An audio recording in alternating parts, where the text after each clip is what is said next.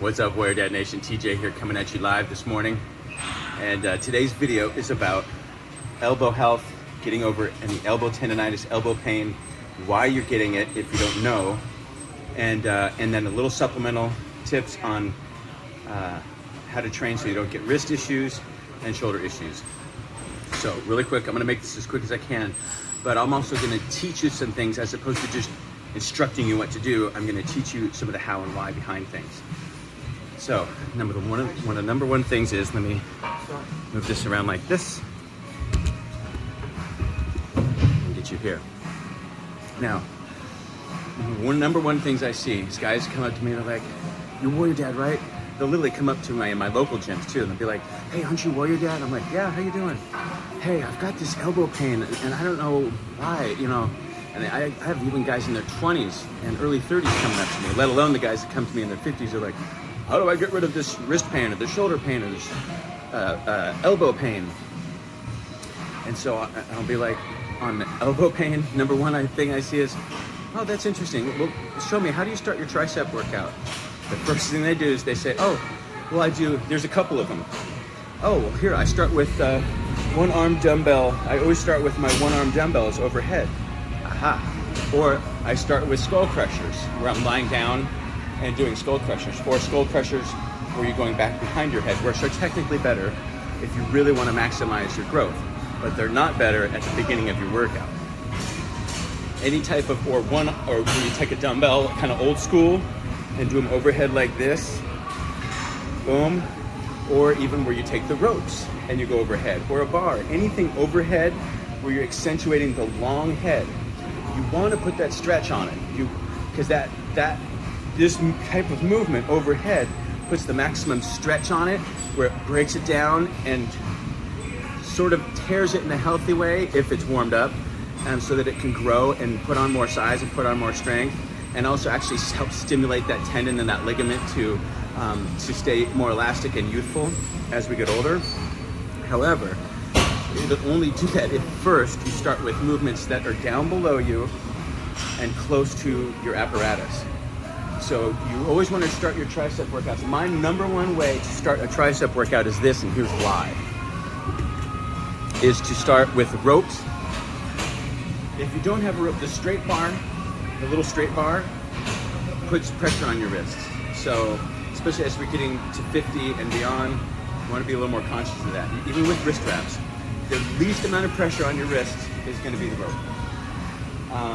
The greatest amount of pressure on a tricep extension, where you're pulling it with the press down extension from a rope, or a pull down, if you will, is going to be a straight bar. A little less with the easy bar, with the a cambered bar that has the wiggle in it. A V bar is better too. With a little V bar, and some of them have a little circle on the end. Those are a little better, but they still put a little pressure on this side of your wrist. So I do recommend going on Amazon, getting some wrist straps for chest workouts, for certain parts of your tricep workout, for a shoulder workout where you're pressing, for compound movements on the triceps where you're doing close grip bench or dips. So I'm gonna talk you through a few things really quick, so I don't make this video too long. But what's important here is to start with these, and here's why. So you want to start with movements where you're closer to the apparatus. And then over time, here, let me move the angle here. After you've done a couple sets, actually I'll do 3 or 4 sets close in like this, and then I'll superset with, since it's not crowded, I get to superset over here with a rope for, I don't have a camera person with me today, so I can superset with the rope here. Again, it's easy on the wrists. But if you don't have the ability to go back and forth between two different things close to each other, then literally go get a couple of dumbbells or get an easy bar and set it next to your tricep station. You can do an entire, extremely effective tricep workout from one location only, and just with some easy bar here, and then eventually you can swap it out with some dumbbells and you can do an entire superset of biceps and triceps in one location. Because from here, I can hit this angle, and then as I get warmed up, let me change this angle a little bit more. And then as I get warmed up, I can step a little further away, which starts to put a little more pressure on that. But the concept is this. You need to get the oil up out of the oil pan and into the engine first. Get all the parts warmed up and lubricated, and then you can put them under more stress. Then, like, you don't start up a Ferrari or a Porsche and immediately start redlining it. Start up that Ferrari, let it warm up. Start up that Porsche, start letting it warm up. Drive around a little bit, let it get all lubricated, let it get all the parts and the gaskets and the seals and everything else get warmed up. Our body's the same way. The use itself stimulates it to warm up and loosen up and everything else. Then, once it's good and warmed up, then you can start accelerating and revving, redlining it and whatnot. And the warmer and warmer it gets, the more pressure the more you can push it. And the more it's actually good for the machine to push it. But you gotta do your warm-ups first, because you can do an entire workout here. So you can do your close-ups, and then you get a little further away, and a little further away. And then eventually, then you can do your overheads. And you can hit all these different angles. And then you can even tie this, and you can finish it with one arm. I don't have it set in the right way, with one arm extension, like that. But those are gonna put more strain on that as well. So you always want to start your tricep workout close to the apparatus, standing more upright, chest out, shoulders down.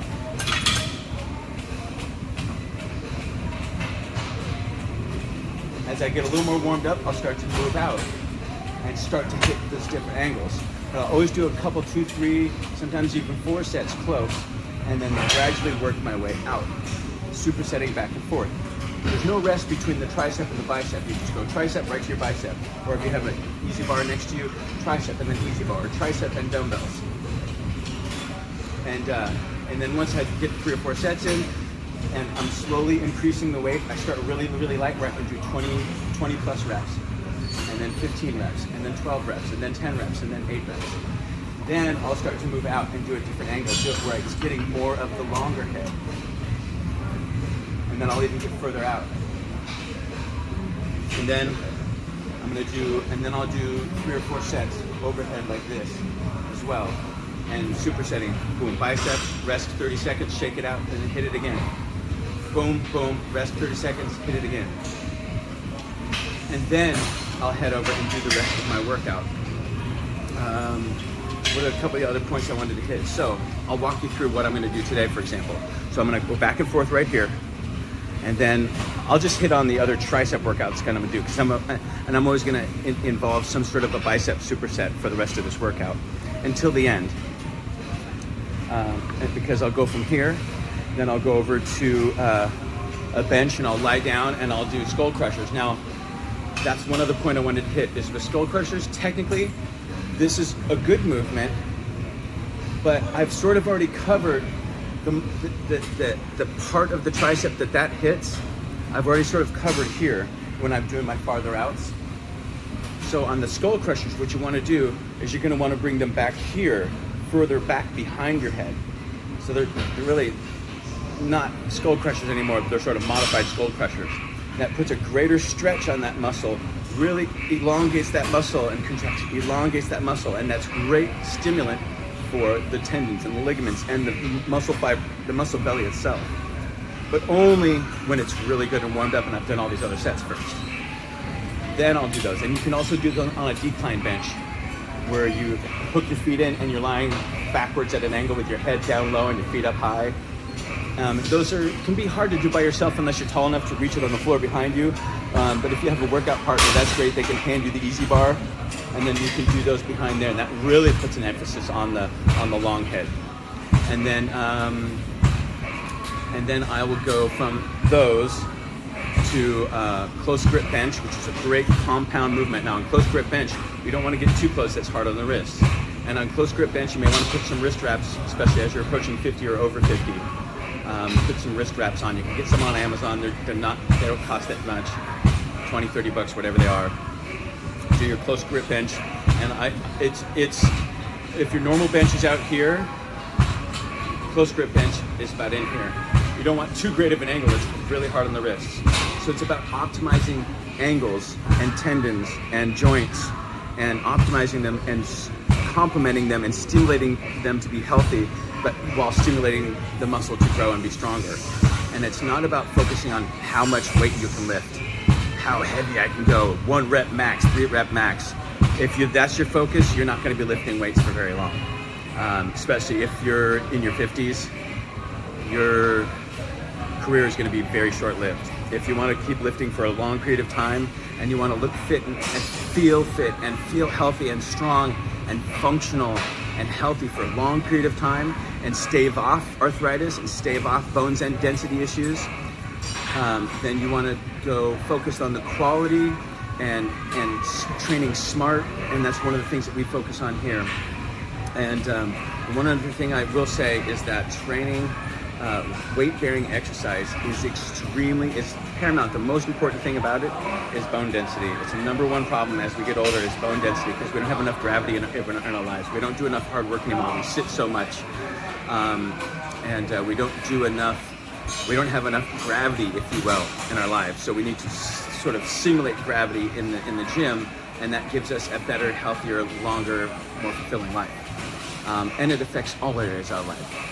We look better, we feel better, we're more driven, we're more motivated, we feel stronger, we work better, we sell more if we're in sales, we perform better in the corporate world, we perform better on a construction site, we perform better in whatever our job is, whether we're a construction foreman, a mailman, a UPS delivery driver, an airline pilot, a FedEx airline pilot.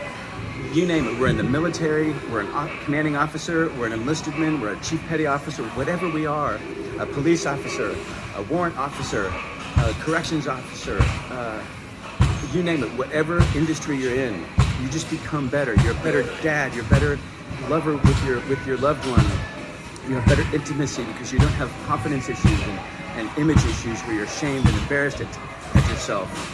It ripples out into all other areas of our lives. There was a final point that I had. There's a final exercise that I will be doing. I'm going to be doing a machine version of dips, and I've been really focusing more on the machine version of dips because you can control how much pressure it puts on your shoulder better. You can control the angles better. And one thing I will say is when you're doing some kind of dips is not to come too high where your shoulders start to shrug up. Shoulders down, chest out. So you want to keep the range of motion actually fairly small. The lockout on the bottom is fine.